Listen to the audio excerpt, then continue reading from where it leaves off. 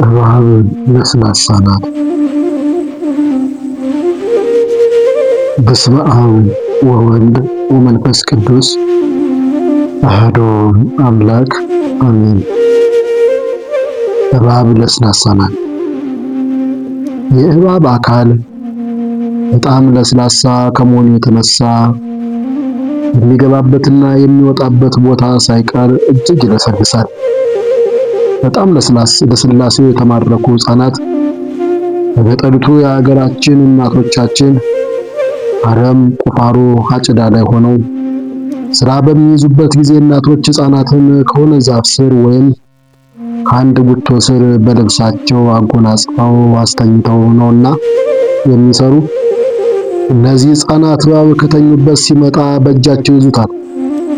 ከእጃቸውም ወደ አፋቸው ለመውሰድ ሙከራ ያደርጋሉ።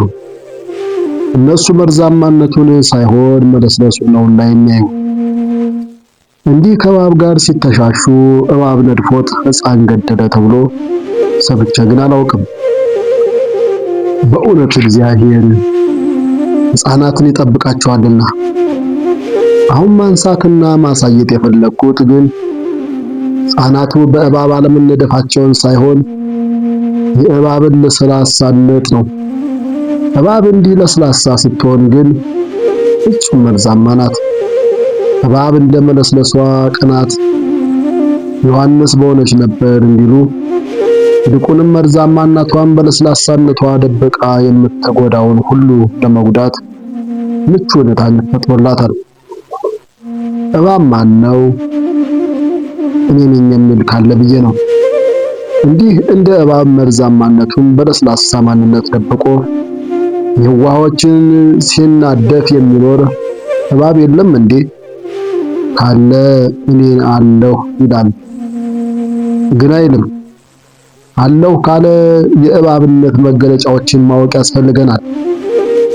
በዓለም ላይ ስንኖር ብዙ እባቦች እንዳሉ ግልጽ ነውና መለያቸውን ማወቅ ግድ ስለሚል ራሷ እባብ ወደ አዳምና ወደ ሔዋን ሰይጣንን በውስጧ ተሸክማ የሄደች ጊዜ አካሏን ቃሏን ሁሉ አለስልሳ አዛኝ መስላ እንደሄደች የማይናገር መጽሐፍ የለም። በዚህም ራሱ ዲያብሎስ እባብ ይለዋል ለሔዋን እንተ አሳታ ከይሲ እንዲል። ለምን ሰይጣንን እባብ አለው ብትል የሌለውን ደግነት ደግ መስሎ ስለሚጎዳ ነዋ እልሃለሁ። እስመ ለሊሁ ሰይጣን ይትመሰል ከመ መልአከ ብርሃን። ሰይጣን ራሱን ተለውጦ እንደ ብርሃን መልአክ ይመስላልና እንዲል ሁለተኛ ቆሮንቶስ ምዕራፍ 11 ቁጥር 14። ሰይጣን ሰውን ሲያስት እኔ ሰይጣን ነኝ ብሎ ሄዶ አያውቅም። መርዛማነቱን በለስላሳነት እንደሚደብቅ እባብ ክፋቱን በአርቲፊሻል ቅንነት ጭንብል ውስጥ ደብቆ ነው እንጂ። ለዛ ነው ብዙ ሰዎች መልአክ መስሎን ሰይጣንን ስንከተል የምንኖር። የኔ ዝንጀሮ መንገድ ይዞ ቢሄዱት ወደ ገደል፣ የሰይጣንን መንገድ ይዞ ቢሄዱ ወደ ሲኦል ነው ይላሉ አባቶቻችን ሲመክሩ። ዳግመኛም እባብ የዘመኑን ሐራት ዕቃዎች በሚገባ ታሳየናለች።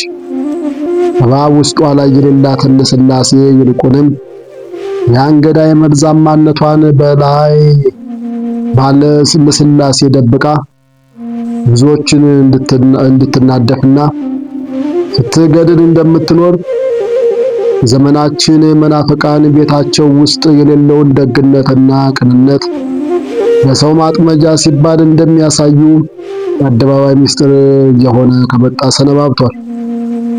ስለዚህ እባብ ለስላሳ ነው ብለህ እንደማትይዘው ይልቁንም በበትር በድንጋይ አናቱን ቀጥቅጠህ ለመግደል እንደምትፋጠነው ሁሉ በዚህም መጽሐፍ አንብበህ ኃይለ ቃል አውጥተህ ከመምህራን ጠይቀህ አዎንታን እርታታን ለማሳየት ለመጎናጸፍ የካዲዎች የመናፍቃንን በማስመሰል ያለውን መርዛማነት የመርዛማ ማንነት ገልጦ የዋዎችን እንዳይጎዱ ለማድረግ ሊተጋ ይገባል እንጂ። ወዳጄ ሆይ ናፍቅን ትህትናና ፍቅርን ያስተምረኛል ብለህ አትቅረበው። ይልቁንም አስመሳይነት በከበባቸው ቃላት የለሰለሱ የክህደት መርዞች በውስጡ አሉና ተጠንቀቅ እንጂ ሰውን ወደደው የሚባለው በሕይወት እንዲኖር ሲያደርገው እንጂ በቅዠት ዓለም ውስጥ እንዲኖር አድርጎ በማይጠቅም አስመሳይነት እህቴ ወንድሜ ስላለው አይደለም። ይህ የእባብ ልስላሴ ነውና የላዩን ልስላሴ ሳይሆን የውስጠኛውን መርዝ ፍራልኝ። እናም ራስን በቃለ መጻሕፍት ጠብቅ። እባብ ከሚታወቅባቸው ነገሮች አንዱ በትር የያዘንና ያልያዘውን ሰው ለይቶ ያውቀዋል። በመሆኑም በትር የያዘ ሰው ካየ መንገዱን ለቆ በሌላ መንገድ ሽር ብሎ ይጠፋል። በትር ያልያዘ ከሆነ ግን በዛው በያዘው መንገድ ይሮጣል እንጂ መንገድ አይቀይርም። አሁን ይህንን ማን ያምናል? ማንስ ይቀበላል? ግን የሚያውቅ ያውቀዋል። ጥበቡም ይገርማል። ሊቁ ኩኑኡን ከጠቢባነ ከመ አርዌ ምድር ወየዋሃነ ከመ ርግብ፣ እንደ እባብ ጥበበኞች እንደ ርግብም የዋሆች ሁኑ። ማቴዎስ ምዕራፍ 5 ቁጥር 16 ያለውን የጌታችንን ቃል ሲተረጎም ለእባብ 4 ጥበቦች አሉት ካለ በኋላ 1 ራሱን ይደብቃል፣ 2 መርዙን ውሃ ሲጠጣ እንዳይገድለው ከወንዝ ዳር ያስቀምጣል፣ 3 እርጅና ሲመጣበት 40 ቀን ጾሞ እርጅናውን ያስወግዳል ይለናል። ነገር ግን ይህንን በየቦታው የምንመለከተው ስለሆነ እንደርስበታለን። አሁን የምፈልገው 4ኛውን ወራእብኒ ለእመነ ጸረ ሰብአን ዘይሐልፍ ፍኖተ እመሰ ርዮ ምስለ በትር ይጎይ ወይ ወልጥ ካልአ ፍኖተ ወእመሰ ርእዮ ዘንበለ በትር ያልፍ እንታቢሁ ፊሎ በምንት ይቅትለኒ። 4ኛው በትር የያዘ ሰው በጎዳና ሲሄድ ካየው ከሰውየው ሸሽቶ መንገድም ለውጦ በሌላ መንገድ ይሄዳል። በትር ሳይዝ ካየው ግን በምን ይገድለኛል በማለት ሰውየው በሚሄድበት መንገድ አልፎ ይሄዳል በማለት በመንፈስ ቅዱስ መሪነት ማስተዋልንና ጥበብን የሚያሻውን ጥበብ አራዊትን በማወቅ አስደናቂ ጠባዩን አስቀምጦለት እናገኘዋለን። እባብ በትርን ለምን ይፈራዋል ብሎ የሚጠይቅ ሕፃን አእምሮ አይኖርም እንጂ ካለ መልሱ ሁሉ አናቱን የሚቀጠቅጠው በበትር ስለሆነ ነዋ ብለን ነው የምንመልስለት። እንዲህ እባብ በትር አይቶ የሚሮጥ በትር ካላየ የሚቀርብ ከሆነ መቋሚያ መያዝ የማይወድ ወደ ቤተ ክርስቲያን ሲሄድ እንኳ ባዶ እጁን የሚሄድ የከተማው ሰውማ ምኑ እንደሚውጠው አላውቅም። እባብ በላዩ ቢሄድበት ምን ይሆን? እንዲህ ከሆነ ባዶ እጆቻችንን አይቶ እባብ እየነደፈ እንዳይጥለን ያሰጋል። ለካም መቋሚያ ሲደክም መደገፊያ ብቻ አይደለም፣ እባብን ማስፈራሪያም እንጂ። ስለዚህ በትር መቋሚያ ዘንግ ልንይዝ ይገባል። እባብ ማን ነው? በትርስ ማናት? ወይስ ማን ነው የሚለውን እናይ ዘንድም እግዚአብሔር ጥበቡን ያድለን። እባብ በቅዱሳት መጻሕፍት ተመዝግቦ እንደምናገኘው የዲያብሎስ ምሳሌ እንደሆነ የታወቀ የተረዳ ነው። ከይሲ ዘፈጠርከ ይሳለቅ ላዕሌሆሙ፣ በዚያም ላይ የፈጠርኸው ዘንዶ ይጫወትባቸዋል። መዝሙር 103 ቁጥር 26። በትርም በትረ ሃይማኖት ዘይትጸንን የተባለች ንጽሕተ ንጹሐን እመቤታችን ቅድስት ድንግል ማርያም ናት። ስለዚህ በጸሎተ ማርያም የሚማጸነውን በኪዳነ ድንግል የተማመነውን ሰይጣን አይቀርበውም፣ ገና በሩቁ ይፈራዋል ማለት ነው። ምክንያቱም እምአርዌ ነአዊ ከአዳኝ አውሬ በእባብ ከተመሰለ ከዲያብሎስ ታደኝን ዘንድ ተማጽነንብሻል እያለ ዕለት ዕለት ይማጸናታልና። ይህ ካልሆነ በእናትነቷ በአማላጅነቷ የማያምነውን አቁራሪተ መዓት መዝገበ በረከት ብሎ የማያወድሳትን ግን በግብሩ ከይሲ የተሰኘ ዲያብሎስ መጫወቻ ያደርገዋል ማለቱ ነውና ከህምዘ ዲያብሎስ ከመስገርተ ዲያብሎስ መዳኛችን የባህሪያችን መመኪያ የመማፀኛችን አባችን ቅድስት ድንግል ማርያምን እንያዝ። ያን ጊዜ ዲያብሎስ አይቀርበንም። ቢቀርብም ለመሸነፍ ይሆናል እንጂ ለማሸነፍ ኃይል አያገኝም። ወስብሐት ለእግዚአብሔር። እባብ ለቅ ካላገኘ አይገባም። እባብ ሰው ሲደርስበት፣ አሞራ ሲዞርበት በሮ ወደ መሬት በመግባት ራሱን ከጠላቱ ሊታደግ ይታገላል። ሰው ካገኘው ራሱን ቀጥቅጦ ይገለዋልና፣ አሞራም ካገኘው ለምግብነት ስለሚፈልገው በሁለት እግሩ ጥፍሮቹን አንገቱን አንቆ ይዞ ወስዶ ይመገበዋል። በመርዙም አሞራውን እንዳይጎዳው እንዲህ አስጨንቆ አስጠብቦ እንዲያስጥለው አንድ ፈላስፋ እንደተናገረ በድርሳነ ዮሐንስ አፈወርቅ ትርጓሜ እንዲህ ተብሎ ተነግሯል።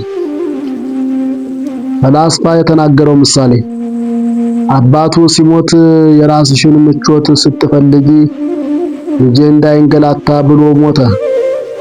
እናቱም የአባቱን አደራ ጠብቃ ስታሳድገው ፍልስፍና መማር አለብኝ ብሎ ሄደ። 12 ዓመት ተምሮ ሲመለስ እናቱ በቃል ኪዳኗ ጸንታ ሌላ ሳታገባ መኖሯን ሰማ። ግን ራሱን ጽናቷን ማየት ፈለገና እንግድነት በመጣ ሰው አምሳል ከበር ተቀምጦ አስገብኝ ሲል ባሏ ከሞተ በኋላ ወንድ እንግዳ ከቤቷ አሳድራ እንደማታውቅ ነገረችው። እርሱ ግን ካለበት በገናውን ሲደረድር በቃሉ ሲያንጎራጉር ሰምታ ጣቱ ከበገናው ቃሉ ከዜማው ጋር እንዴት እንደተስማማ አይታ አስደነቃትና ለተላላኪ ሰራተኛዋ እንዴት ያምራል አለቻት። እንግዲያው የፈለገሽ አይደል ግባ ልበለው አለቻት። ግባ በይው አለቻት። አስገብተው ሲበሉ ሲጠጡ አምሽተው ሲተኙ እግሩን ወደ ራሱን ወደ እግሩ አድርጎ ተኛ። ለምን እንዲያደረግ ብላ ስትጠይቀው ወጣውበት እንዴት ብዬ ልግባ አላት። እናቲቱም እስካሁን ድረስ ተጠብቄ ኑሬ እንዴት ልጄ ሲመጣ እንዲህ ይሆናለሁ ብላ ተበሳጭታ በብስጭት ትሞታለች። በዚህም ሁኔታ አዝኖ ተማሪዎቹን እንቆቅልሽ ጠየቃቸው እንዲህ ሲል ሰው እንግዳ መጣበት። ከላሙ ወተት አልቦ ሲል ያጠጣ የቸኮለ ሄዶ አልቦ ሲመለስ ቸኮል ግራራውን ሳይገጥም ሲወስድ አሞራ እባብን በጥፍሩ ሙጭጭ አድርጎ ከምድር አንስቶ ሲወስደው ሲጨንቀው መርዙን ጣለ። ከወተቱ ላይም አረፈ። ባለቤት ሳያውቅ ያንን ወተት ወስዶ ለእንግዳው ሰጠው። እንግዳው ተቀብሎ ጠጥቶ ሞተ። ዕዳው የማን ነው ብሎ ጠየቃቸው። እነርሱም ባለቤቱም ለእንግዳው ሊያደርስ ይቸኩል ነው፣ አሞራውም እባቡን የያዘው ምግቡ ሆኖበት ነው፣ እባብም መርዙን የጣለ ቢጨንቀው ነው፣ እንግዳውም የጠጣ ያቀረቡለት ነው፣ በማንም ዕዳ የለም ብለው ፈረዱ። ፈላስፋው ግን ዕዳው በእንግዳው ይመስላል ብሏል። ለምን ሲሉት ለሞት የተዳረገ እርሱ ነውና በማለት ይህ ፍልስፍና ዛሬም መልስ የሚጠይቅ ይመስላል። ለማንኛውም ከዚህ ላይ የምፈልገው በአባ አሞራ ተይዞ የሚበላ መሆኑን ነው። እናም መርዙን እንኳን እንዳይጎዳቸው አሞራዎች እንዲህ አስጨንቀው የሚያስጥሉት መሆኑን እናይና ከዚህ ለመዳን እባብ ስቁረት ፈልጎ እንደሚገባ ለማሳየት ነው። እባብ ይህንን ሲያደርግ የሚችለው ማለት ወደ መሬት ሊገባ የሚችለው ነቅ ካገኘና ያገኛት ነቅ ራሱን የምታስገባበት ከሆነ ነው። ራሱን የምታስገባለት ትንሽ ነቅ ካገኘ ሌላ አካሉን ያስገባታልና፣ ትንሽ ካላገኘ ግን አይገባም። በዚህም በሰይጣን ይመሰላል። ሰይጣን ማለት ጽኑ ባላገራ ማለት ሲሆን ግን በሰው ላይ ጉዳት ማድረስ የሚችለው ምክንያት ሲያገኝ እንጂ እንዲሁ ደርሶ አይደለም። ወለእም ረከበ ምስቲተ ሞባአ ውእቱኒ ያርህቦ ወያስተፈስሖ ወያስፋሃዎ። ትንሽ መግቢያ የምትሆን ምክንያት ካገኘ እርሱ ያስፋፋዋል እንዲል። ለዚህ ነው ሐዋርያው የተሃቡ ፍኖተ ለሰይጣንም መንገድን አትስጦት በማለት ትንሽ መንገድ ሳይዝ ሰይጣን ወደ ልቦናችን እንደማይገባ የተናገረ። ስለዚህ እባብ ሰይጣን ብሎ ቅዱስ ኤፍሬም በውዳሴ ሔዋንን ያሳታት እባብ እንደሆነ የተናገረው ለዚህ ነው። ሔዋን ያሳታት ፍላጎቷን ዝንባሌዋን ተረድቶ እንጂ እንዲሁ ዝም ብሎ አይደለምና የምድርና የሰማይ ንግሥት ሔዋን ሆይ ብሎ ሲያመሰግናት ሳቅ ፍንድቅ ብላ ውዳሴ ከንቱ ሽታ ባትቀበለው ኑሮ ሰይጣን ሔዋንን ሊያስታት ባልቻለም ነበርና፣ ዛሬም በዚህ ከኛ የሆነች ነቅ ካላገኘ ወደኛ ሊገባና ሊጎዳን አይችልም። ስለዚህ ለሰይጣን ጎዳና እንዳንሰጥ ልንታረቀው የማይገባን ጠላት ሰይጣን ብቻ ነው። ምክንያቱም ባቀረብነው ልክ እየጎዳን የሚሄድ ይሉኝታ ቢስ ክፉ ጠላት ነውና ይላሉ ጸሐፊው።